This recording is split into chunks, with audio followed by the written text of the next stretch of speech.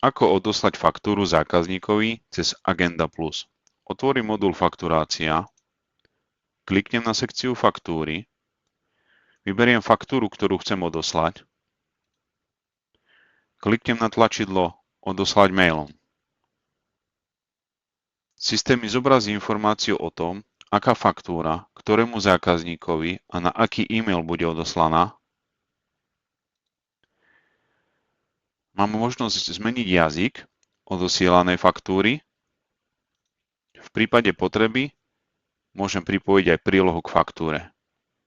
Kliknem na Odoslať. Agenda Plus umožňuje vytvárať doklady až v 30 jazykoch a odosielať ich zákazníkom spolu s prílohami v jednej správe.